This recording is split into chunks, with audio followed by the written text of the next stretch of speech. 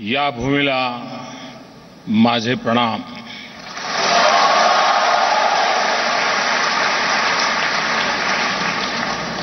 काशी हा प्राचीन ज्ञान नगरी आहे.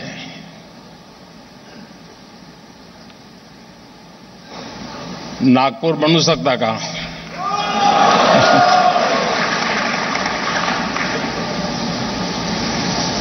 मंचावर बसलेले सगळे महानुभाव,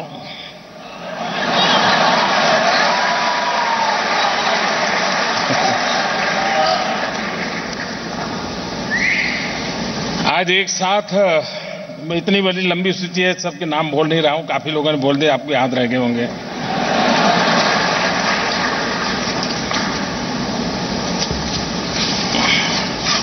एक साथ इतने सारे प्रकल्प आज नागपुर की धरती से देश को समर्पित हो रहे हैं. आवाज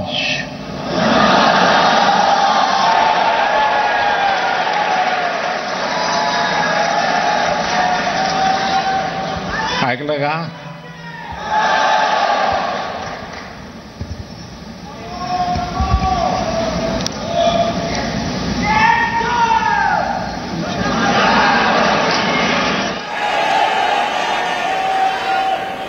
ऐकलं का?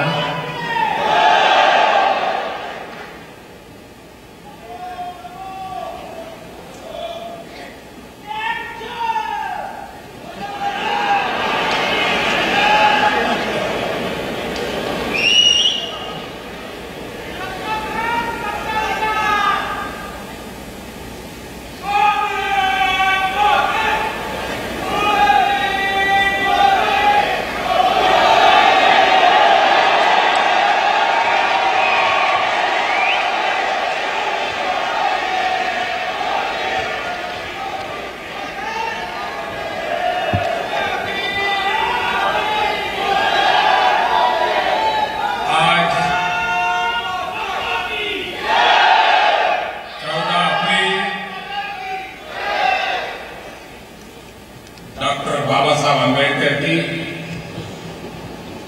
जन्म जयंती का प्रेरक अवसर है. मेरा सौभाग्य रहा कि आज प्रातः दीक्षा भूमि में जाकर के उस पवित्र धरती को नमन करने का अवसर मिला. एक नई ऊर्जा, नई प्रेरणा लेकर के मैं आपके बीच आया.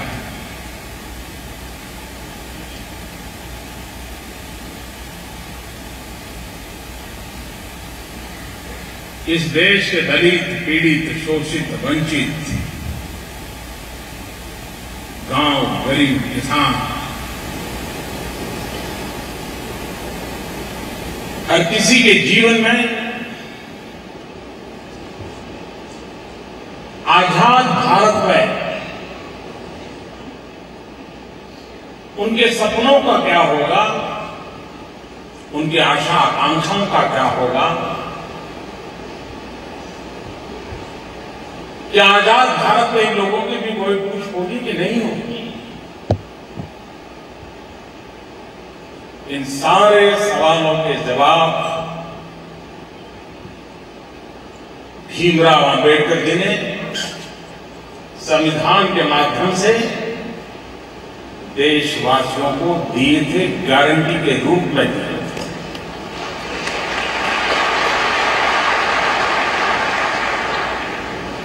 और उसी का परिणाम है कि संवैधानिक व्यवस्थाओं के कारण आज देश के हर तबके के व्यक्ति को कुछ करने के लिए अवसर सुलभ है. और वही अवसर उसके सपनों को साकार करने के लिए उमंग और उत्साह के साथ जी जान से जुड़ने के लिए प्रेरित करते हैं.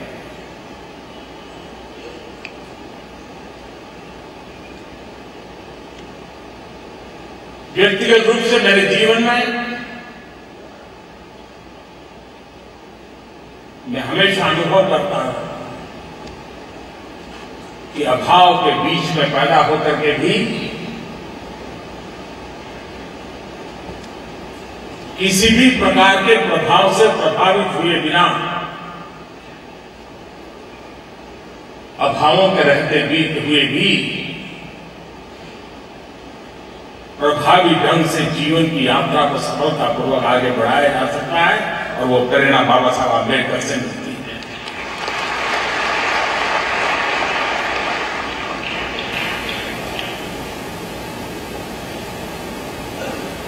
अभाव का रोना नहीं रोना और प्रभाव से विचलित नहीं होना, ये संतुलित जीवन दबे कुचले हर किसी के लिए एक ताकत बन जाता है, और वो ताकत देने का काम बाबा साहब आंबेडकर ने अपने जीवन से किया। कभी कभार व्यक्ति के जीवन में अनेक रूप से जब कटु अनुभव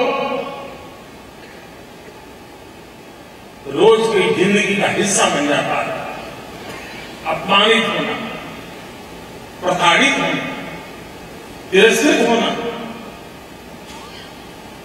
अगर इंसान छोटे मन का हो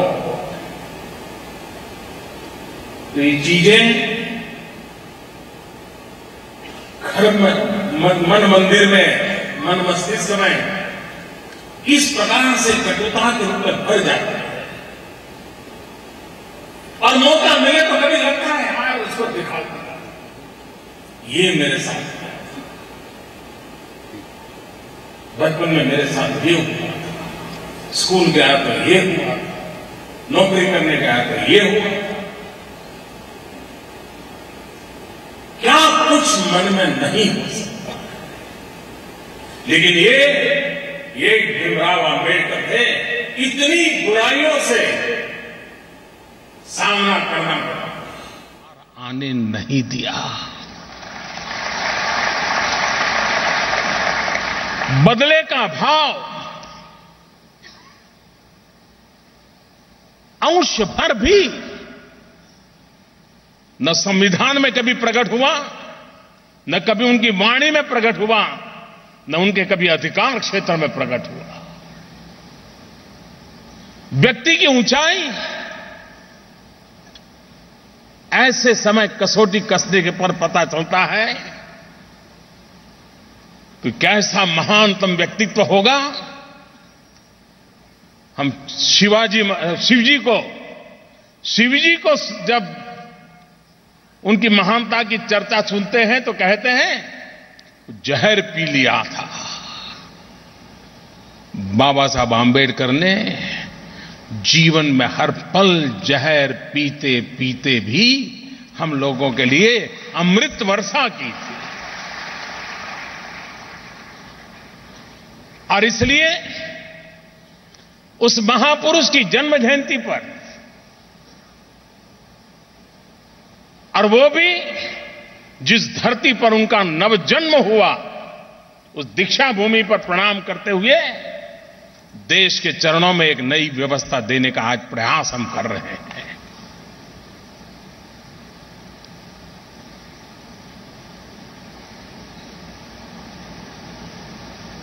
आज अनेक योजनाओं का प्रारंभ हो रहा है, नए भवनों का प्रारंभ हो रहा है। करीब 2000 मेगावाट के बिजली के कारखाने का लोकार्पण हुआ।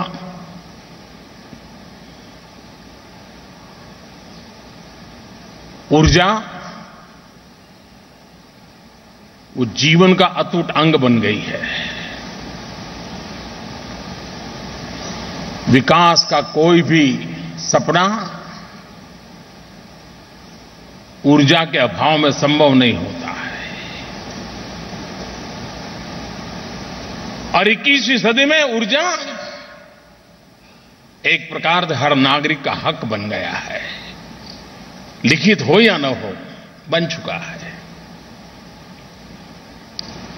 देश को 21वीं सदी में प्रगति की ऊंचाइयों पर ले जाना है, अगर भारत को आधुनिक भारत के रूप में देखना है, तो ऊर्जा उसकी पहली आवश्यकता है। और एक तरफ पर्यावरण की चिंता के कारण विश्व थर्मल पावर को चुनौती दे रहा है, तो दूसरी तरफ विकसित देशों के लिए वही एक सहारा होता है। वैश्विक स्तर पर इतने बड़े कॉन्फ्लिक्ट के बीच जब रास्ता निकालना है, तब भारत ने भी बीड़ा उठाया है कि हम पूरे विश्व को परिवार मानने वाले लोग हैं, पूरे ब्रह्मांड को अपना मानने वाले लोग हैं। हमारे द्वारा हम ऐसा कुछ नहीं होने देंगे जो भावी पीढ़ी के लिए कोई संकट पैदा करे। और इसलिए भारत ने 175 गीगावाट रिन्यूएबल एनर्जी का सपना देखा है। सोलर एनर्जी हो, विंड एनर्जी हो, हाइड्रो के प्रोजेक्ट्स हो। और अब जब नितिन जी बड़े गर्व के साथ बता रहे थे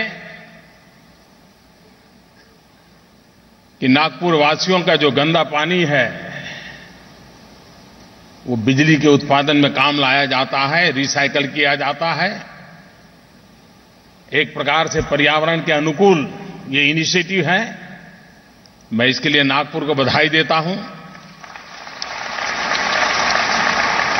और देश के अन्य भागों में भी जीरो वेस्ट का कंसेप्ट धीरे धीरे पनप रहा है। आज यहां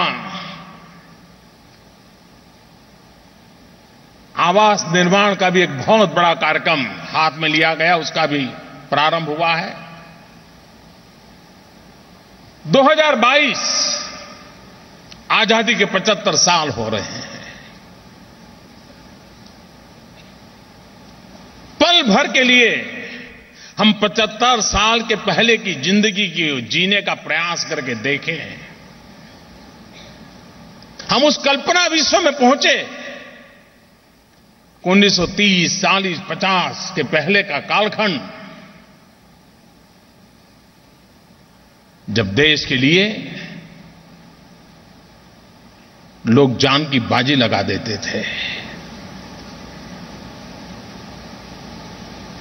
हिंदुस्तान का तिरंगा फहराने के लिए फांसी के तख्त पर चढ़ जाते थे। मां भारती को गुलामी की जंजीरों से मुक्त कराने के लिए जवानी जेल में खपा देते थे, मृत्यु का आलिंगन करते थे। हंसते हंसते देश के लिए मर मिटने वालों की कतार कभी बंद नहीं हुई थी। इस देश के वीरों ने वो ताकत दिखाती थी कि फांसी के फंदे कभी कम पड़ जाते थे, लेकिन मरने वाले देश के लिए शहादत देने वालों की संख्या कभी कम नहीं हुआ करती थी। अनगिनत बलिदानों का परिणाम था कि भारत मां हमारी आजाद हुई है। लेकिन आजादी के दीवानों ने भी तो कुछ सपने देखे थे। उन्होंने भी भारत कैसा हो एक इरादा रखा था। उनको तो वो सौभाग्य मिला नहीं आजाद हिंदुस्तान में सांस लेने का। हमें सौभाग्य मिला नहीं उस आजादी के आंदोलन के लिए अपनी जिंदगी खपाने का। लेकिन हमें मौका मिला है,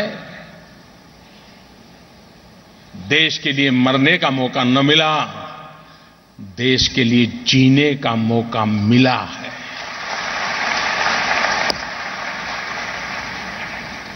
क्या 2022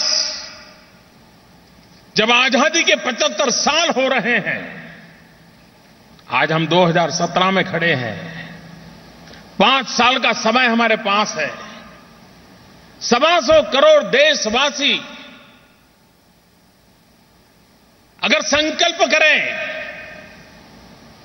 कि जिन महापुरुषों ने आजादी के लिए जीवन लगा दिए, उनके सपनों का भारत बनाने के लिए मेरी तरफ से इतना योगदान होगा, मैं भी कुछ करके रहूंगा और संकल्प करके रहूंगा और सही दिशा में करके रहूंगा।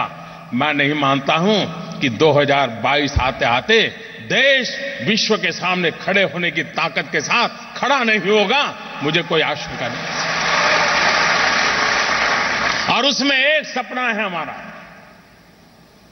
2022 जब आजादी के 75 साल हो, तब मेरे देश के गरीब से गरीब का अपना घर हो। इस देश का कोई गरीब ऐसा ना हो जिसको अपना रहने के लिए घर ना हो, अपनी छत ना हो, और घर भी ऐसा हो जिसमें बिजली हो, पानी हो, चूल्हा हो, गैस का चूल्हा हो, नजदीक में बच्चों के लिए स्कूल हो, बुजुर्गों के लिए नजदीक में अस्पताल हो। ऐसा हिंदुस्तान क्यों नहीं देख सकते? क्या 125 करोड़ देशवासी मिलकर के हमारे देश के गरीब के आंसू नहीं पहुंच सकते? भीमराव आंबेडकर ने जिस सपनों को लेकर के संविधान में रचना की है, उन संविधान को जी करके दिखाने का अवसर आया है।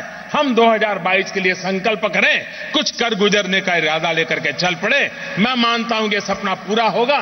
मैं महाराष्ट्र सरकार को बधाई देता हूं कि भारत सरकार की योजना के साथ महाराष्ट्र भी कदम से कदम मिलाकर के आगे बढ़ रहा है और बहुत बड़ी मात्रा में घर बनाने की दिशा में काम चल रहा है, और उससे लोगों को रोजगार भी बहुत मिलने वाला है। गरीब को घर तो मिलेगा, लेकिन घर बनाने वालों को रोजगार भी मिलेगा। सीमेंट बनाने वालों को काम मिलेगा, लोहा बनाने वालों को काम मिलेगा, हर व्यक्ति को काम मिलेगा। एक प्रकार से रोजगार के सृजन की भी बड़ी संभावना। और हिंदुस्तान के हर कोने में अपने अपने तरीके से घर बनाने का बहुत बड़ा अभियान चल रहा है। आज उसका भी एक प्रारंभ करने का मुझे अवसर मिला। 21वीं सदी ज्ञान की सदी है। अब मानव इतिहास इस बात का गवाह है, जब जब मानव जात ज्ञान युग में रही है, तब तब हिंदुस्तान ने नेतृत्व किया है। 21वीं सदी ज्ञान का युग है। भारत को नेतृत्व देने का एक बहुत बड़ा अवसर है। आज यहां एक साथ IIT, IIM, एम्स, एक से बढ़कर एक, और यहां नए भवनों का निर्माण में ये सारी इंस्टीट्यूशंस चलेगी। महाराष्ट्र के और देश के नौजवानों को अपना भाग्य बनाने के लिए, आधुनिक भारत बनाने के लिए, अपनी योग्यता बढ़ाने के लिए इन संस्थानों के द्वारा अवसर मिलेगा।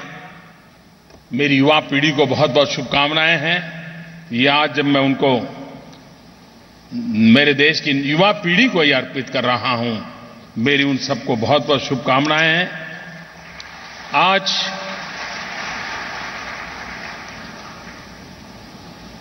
पिछले कुछ दिनों से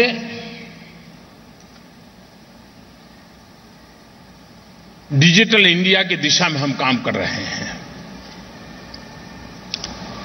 और बहुत व्यापक रूप से काम कर रहे हैं। उसका एक फलक है डिजिधन, और मेरा मत है वो दिन दूर नहीं होगा, गरीब से गरीब व्यक्ति कहने लगेगा डिजिधन निजी धन। ये डिजिधन निजी धन, ये गरीब की आवाज बनने वाला है। मैंने देखा बड़े बड़े विद्वान विरोध करने के लिए ऐसा ऐसा विरोध कर रहे थे कि मोदी जी अब कह रहे हैं कि कैशलेस सोसाइटी, डिंकना, फलाना, न जाने। मैंने ऐसे ऐसे भाषण सुने तो रात को फिर मुझे बड़ा व्यंग विनोद के लिए और कुछ करना नहीं पड़ता था। उनको याद कर लेता था तो मुझे बड़ा, मैं हैरान था, बड़े बड़े विद्वान लोग क्या बोल रहे थे। कम कैश, घर में भी आपने देखा होगा, धनी से धनी परिवार होगा, बेटा हॉस्टल में रहता होगा तो भी मां बाप के बीच में चर्चा होती है, एक साथ ज्यादा पैसा मत भेजो, कहीं बेटे की आदत बिगड़ जाएगी। धनी से धनी परिवार भी, गरीब से गरीब परिवार भी बेटा कहेगा मां मुझे आज 5 रुपया दो, तो बाप समझाता है नहीं नहीं बेटा ऐसा करो 2 रुपया ले जाओ, 2 रुपये से चला लो। कम कैश ये जीवन में भी महत्व रखती है। हम परिवार में अनुभव करते आए हैं। सुखी से सुखी परिवार भी बंडल के बंडल बेटों को नहीं देते हैं, क्योंकि उनको मालूम है इससे क्या क्या होता है। अच्छा कम होता है, बुरा ज्यादा होता है। जो व्यक्ति के जीवन में है वही समाज के जीवन में होता है, वही राष्ट्र के जीवन में होता है, वही अर्थव्यवस्था के जीवन में भी होता है। ये सीधी सीधी सरल समझ को हमने व्यवहार में लाना चाहिए। कम कैश, कम नगद, इससे कारोबार चलाया जा सकता है। और कोई एक जमाना था जब सोने की ही लगड़ी ही करेंसी रहती थी, सोने की गिनी हुआ करती थी। बदलते बदलते बदलते कभी चमड़े का भी आया, कभी कागज का भी आया, न जाने कितने बदलाव आए, और हर युग ने हर बदलाव को स्वीकार किया है। हो सकता है उस समय भी कुछ लोग रहे होंगे जो कुछ कहते होंगे, शायद उस समय अखबार नहीं होंगे इसलिए छपता नहीं होगा, लेकिन कुछ कहते तो होंगे ही होंगे उस समय भी। विवाद भी रहे होंगे, लेकिन बदलाव भी हुए होंगे। अब वक्त बदला है, आपके पास अल्टरनेट व्यवस्थाएं अवेलेबल हैं, सुरक्षित व्यवस्थाएं अवेलेबल हैं, और उसमें से भीम ऐप, और मैं मानता हूं भारत के संविधान में सामान्य मानवी को हक देने का काम जिस तरीके से भीमराव अंबेडकर ने किया है, उसी तरीके से भीम ऐप अर्थव्यवस्था के महारथी के रूप में काम करने वाली है। ये मेरे शब्द लिख करके रखिए, कोई रोक नहीं पाएगा, ये होके रहने वाला है। आप हैरान हो गए, हिंदुस्तान जैसे देश में करेंसी छापना, छाप करके पहुंचाना, सुरक्षित पहुंचाना, अरबों खरबों रुपये का खर्च होता है। अगर इन व्यवस्थाओं से पैसे बच जाए तो कितने गरीबों के घर बन जाए दोस्तों, कितनी बड़ी देश सेवा हो जाए। और ये सब संभव है इसलिए करना है, संभव ना होता तो नहीं कर रहा। वो भी गुजारा करते थे, पहले वो व्यवस्था थी, जरूरी थी, करते थे। अगर कम कैश की दिशा में हम तय करें, आप देखिए बदलाव संभव है। मैं तो हैरान हूं, एक एक एटीएम की रक्षा के लिए 5-5 पुलिस वाले लगे रहते हैं। एक इंसान को सुरक्षा के लिए पुलिस देने में कभी दिक्कत होती है, एटीएम के लिए खड़ा रखना पड़ता है। अगर कम कैश का कारोबार हो जाए, आपका मोबाइल फोन ही आपका एटीएम बन जाएगा।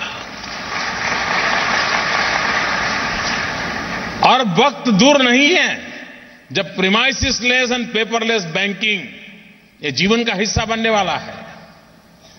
जब प्रीमाइसिस लेस पेपरलेस बैंकिंग जीवन का हिस्सा बनने वाला है, इसका मतलब हुआ कि आपका मोबाइल फोन ये सिर्फ आपका बटवा नहीं, आपका मोबाइल फोन आपकी अपनी बैंक बन जाएगा। टेक्नोलॉजिकल रिवॉल्यूशन आर्थिक जीवन का हिस्सा बन रहा है। और इसलिए 25 दिसंबर को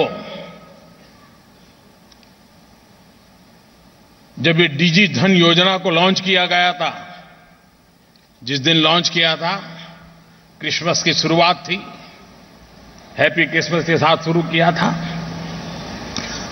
100 दिन तक 100 शहरों में चला और आज उसकी पूर्णाहुति एक प्रकार से इधर 14 अप्रैल बाबा साहब आंबेडकर की जन्म जयंती, भीम ऐप का सीधा संबंध, और दूसरी तरफ गुड फ्राइडे का दिन, क्रिसमस के दिन प्रारंभ किया था, हंसी खुशी के साथ शुरू किया था।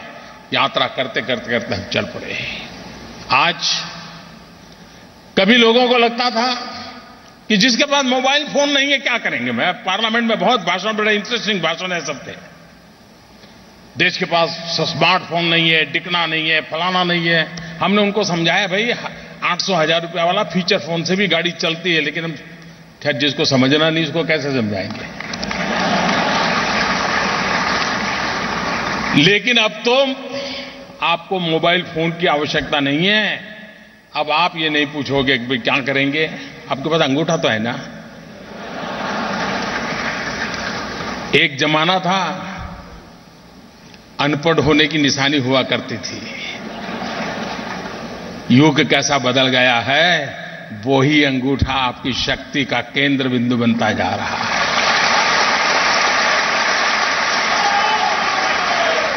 यहां सारे नौजवान दिन में 2-2 घंटे अंगूठे पर लगे रहते होंगे, मोबाइल फोन लेकर के मैसेज लगते होंगे।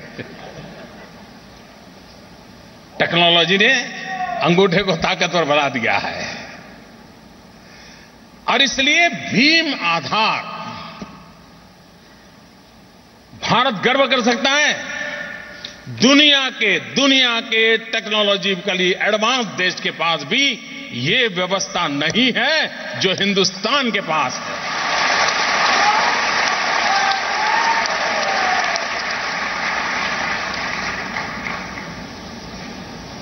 अब जो लोग भीम ऐप पर विवाद करने के बाद भी लोग स्वीकार करते गए, तो अब वो आधार पर विवाद करने में लगे हुए हैं। वो उनका काम है, करते रहेंगे। आपके पास मोबाइल फोन हो या ना हो, आपका अगर आधार नंबर है, आप स्वयं किसी दुकानदार के यहां गए हैं और उसके पास छोटा सा इंस्ट्रूमेंट होगा, बड़ा पॉश मशीन की भी जरूरत नहीं होगी, छोटा सा एक होगा 2 इंच बाय 2 इंच का, वो आपका अंगूठा वहां लगवा देगा। और उससे अगर आपका पहले से बैंक के साथ आपका आधार नंबर जुड़ा हुआ है, अगर आपने 10 रुपया का माल लिया है तो 10 रुपया आपका ऑटोमेटिक कट हो जाएगा। 1 रुपया साथ में ले जाने की जरूरत नहीं, कहीं आपका कारोबार रुकेगा नहीं। कितनी उत्तम व्यवस्था की दिशा में हम जा रहे हैं। और इसलिए आज जो भीम आधार एक ऐसा वर्जन, और मैं आप देखना जी, वो दिन दूर नहीं होगा, दुनिया की बड़ी बड़ी यूनिवर्सिटीज इस भीम आधार का केस स्टडी करने के लिए भारत का पर आएगी। सारे नौजवान स्टडी करेंगे दुनिया में आर्थिक बदलाव क्या हो सकता है, कि इसका ये आधार बनने वाला है जी। ये रेफरेंस पॉइंट बनने वाला है। और मैं कल ही हमारे रविशंकर जी को कहता था, क्या भारत सरकार ने इसका पैटर्न करवाया कि नहीं करवाया है, क्योंकि होने वाला है। दुनिया इस विषय को अपना विषय बनाने के लिए, मुझे अभी अफ्रीकन देशों के जितने मुखिया लोग मिले तो उन्होंने मेरे से इसकी जिज्ञासा भी की और ये भी चाहा था कि हमारे देश के लिए आप कर सकते हैं क्या। धीरे धीरे इसका वैश्विक विस्तार का कारण भी बन सकता है और भारत एक बहुत बड़े कैटलिस्ट एजेंट के रूप में काम कर सकता है। इस डिजी धन योजना के तहत हिंदुस्तान के 100 अलग अलग शहरों में कार्यक्रम किए गए। लाखों लोगों ने बढ़ चढ़ करके हिस्सा लिया, टेक्नोलॉजी को समझने का प्रयास किया, स्वीकार करने का प्रयास किया और बहुत बड़ी मात्रा में लोगों को इनाम मिले। और आज जिन लोगों को इनाम मिला उसमें से एक सज्जन चेन्नई के, उन्होंने तो घोषणा कर दी कि मुझे जो इनाम मिला है वो मैं गंगा सफाई के लिए समर्पित कर देता हूं। मैं उनका अभिनंदन करता हूं। और वैसे भी डिजी धन सफाई अभियान ही है, भ्रष्टाचार काले धन के खिलाफ लड़ाई का एक बहुत बड़ा माजा रखता है। और मैं देशवासियों को कहना चाहता हूं,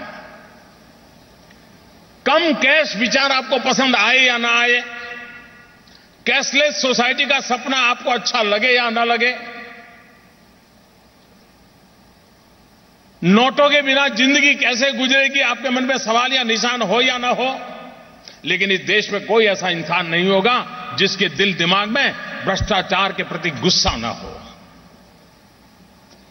देने वाला भी गुस्सा करता होगा और कभी लेने वाला भी रात को जाकर के सोचता होगा, यार अब मोदी आया है, कहीं फंस जाऊंगा तो क्या होगा।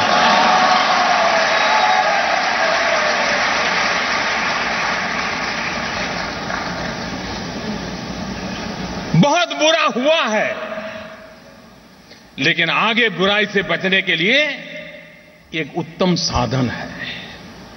जो भी भीम आधार के सहारे आगे बढ़ना मदद करेंगे मेरी, वो एक प्रकार से भ्रष्टाचार और काले धन की लड़ाई लड़ने के सिपाही है मेरे लिए, बहुत बड़ी ताकत है मेरे देश की। और इसलिए मैं इसे निमंत्रित देता हूं नौजवानों को। और इसमें 2 नई चीजें जोड़ी है इस बार। और अभी तो योजना ये है कि वो 14 अक्टूबर तक हम चलाएंगे। आज 14 अप्रैल है। 14 अक्टूबर इसलिए कि 14 अक्टूबर को बाबा साहब आंबेडकर ने दीक्षा ली थी।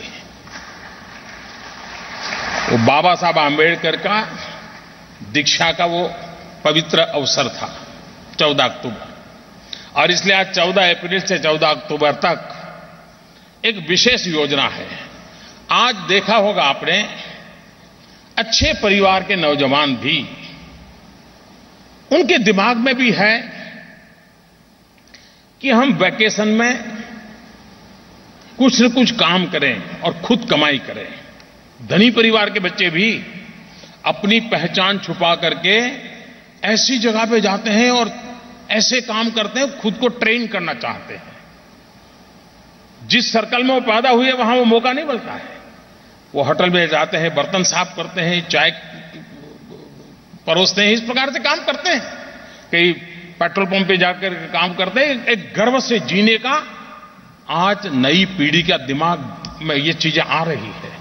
पहले हम सुनते थे विदेश में नौजवान सब रात को जाकर के 2-2, 3-3 घंटे ऐसी मेहनत का काम करते हैं, टैक्सी चलाते हैं, डिकना करते हैं, फलाना करते हैं, उस कमाई करते हैं और फिर पढ़ते रहते हैं। आज हिंदुस्तान में ये चीज आई है, ऐसा नहीं है, हमारा ध्यान नहीं गया है। इस भीम आधार के तहत मैं इस वेकेशन में मैं मेरे देश के नौजवानों को निमंत्रित करता हूं। इसमें एक योजना है रेफरल की। यानी अगर आप किसी को भीम ऐप के संबंध में समझाएंगे,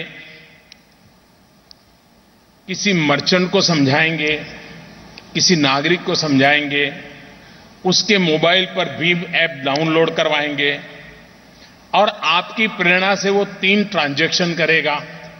कभी 50 रुपए की चीज खरीदेगा, कभी 30 रुपए की खरीदेगा, कभी 100 रुपए की खरीदेगा।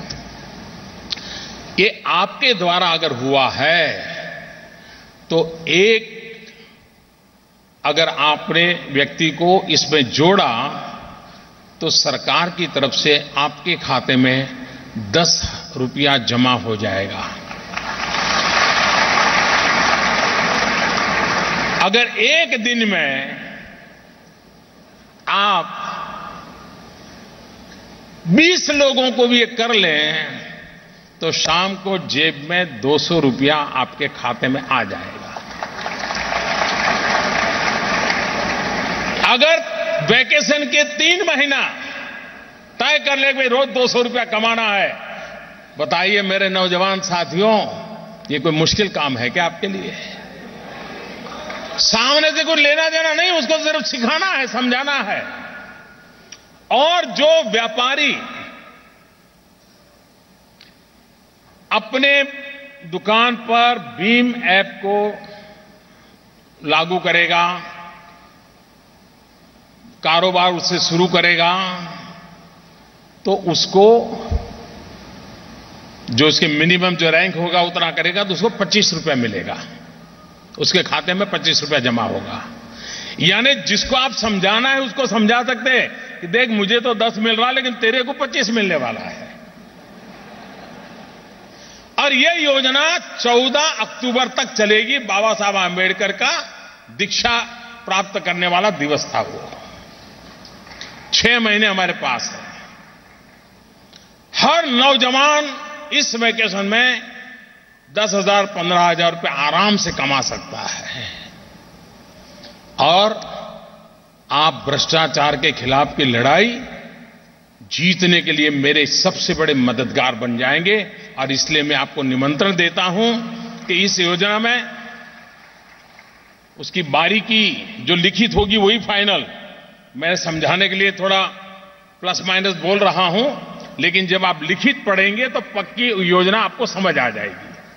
और मैं चाहता हूं, मैं देश के नौजवानों को चाहता हूं कि अब एग्जाम हो गई है, मोबाइल फोन उठाइए, इस व्यवस्था को समझिए और पर डे 20 लोग 25 लोग 30 लोग में लग जाइए।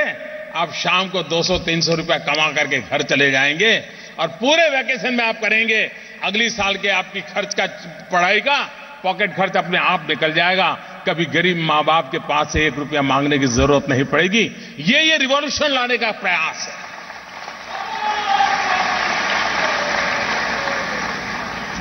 आज यहां 75 टाउनशिप कम कैश वाली, उसका लोकार्पण हुआ।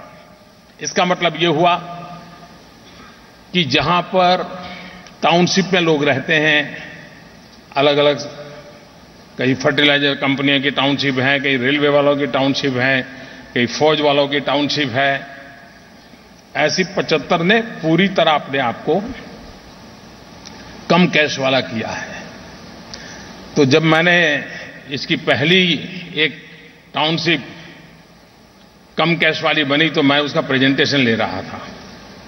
मैंने कहा सब्जी वाले का क्या इंटरेस्ट है, वो क्यों ये कारोबार में हाथ जोड़ता है। उसने बड़ा इंटरेस्टिंग जवाब दिया सब्जी वाले ने।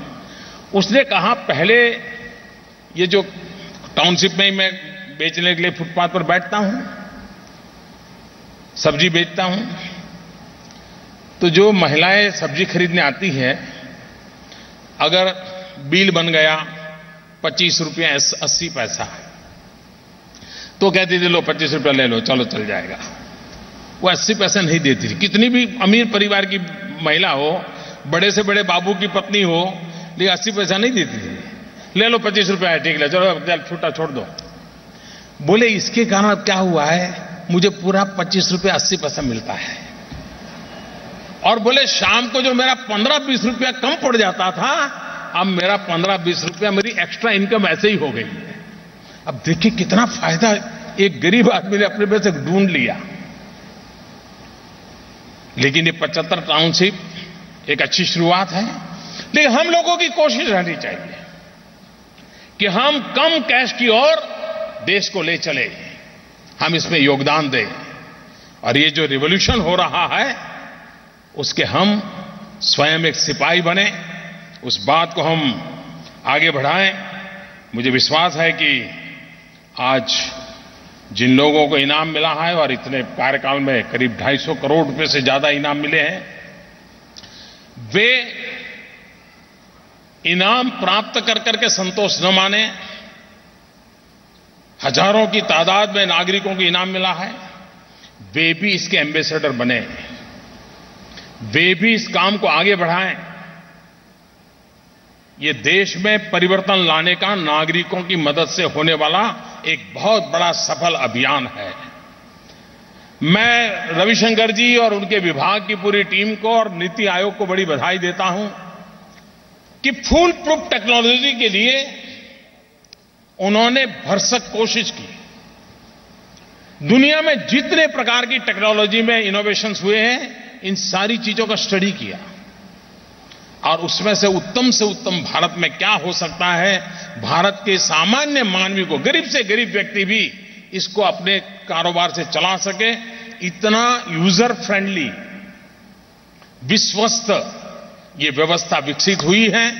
मैं फिर एक बार विभाग के सभी साथियों को बधाई देता हूं। मैं महाराष्ट्र सरकार का अभिनंदन करता हूं कि इस कार्यक्रम की रचना के लिए नागपुर को उन्होंने एक यजमान के रूप में उत्तम सेवा की। बहुत बड़ी मात्रा में आप सबसे मुझे मिलने का अवसर मिला। आपका बहुत बहुत धन्यवाद।